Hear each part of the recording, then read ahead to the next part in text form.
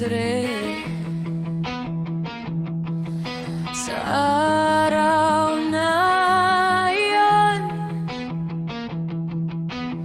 paparusahin ng Yahawa ng kanyang espada, ang kanyang mabangis, malaki at makapangyarihang espada, ang Leviathan na gumagalaw na ahas, ang Leviathan na lumilikong ahas, papatayin niyang halimaw sa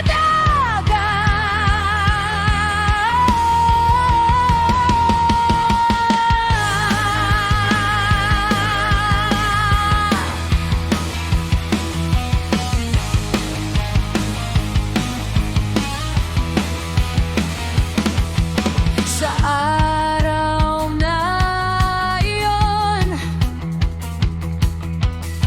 awitan ninyo ang isang mabungang ubasan. Ako ang Yahawa, alahayang nagpapatkay nito.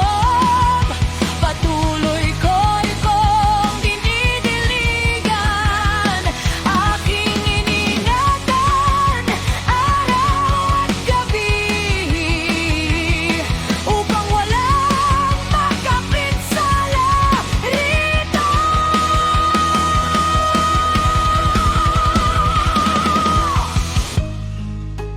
Hindi ako nagagalit kung sana may mga tinik at dawag na sumasalubong sa akin.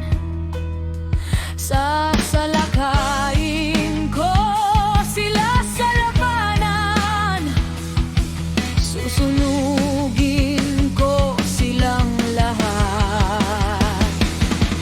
O kaya'y hayaan silang lumapit sa akin para magpupok, hayaan silang makipagpayapan sa akin, o hayaan silang makipagpayapan sa akin.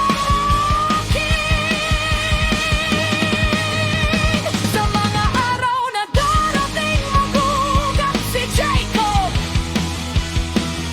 mamumukat-kat at mamumulaklak ang Israel, at pupunuin ng bunga ang buong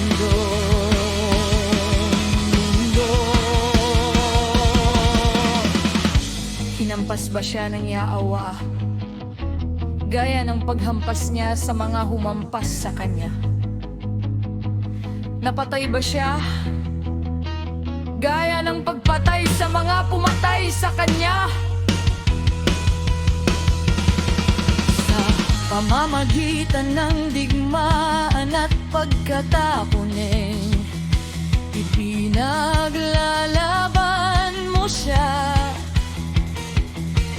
Sa pamamagitan ng kanyang mabangis na bugso, ay tinataboy niya siya gaya sa isang araw na umihip ang hangin silangan. Sa pamamagitan nito, kung gayon mababayaran ang pagkakasala ni Jacob, at ito ang ganap na bunga ng pag-aalis ng kanyang kasalanan. Kapag ginawa niya ang lahat ng mga bato ng dambana, ay maging tulad ng mga bato kapag matituro. Kulang mga asyerang poste o mga altar ng insenso na mananatiling nakatayo.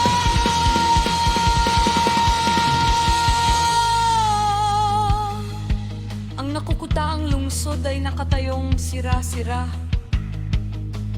Isang inabandunang pamayanan pinabayaan tulad ng ilang. Doon nanginginay ng mga giya, doon sila humihiga, kanilang hinuhubda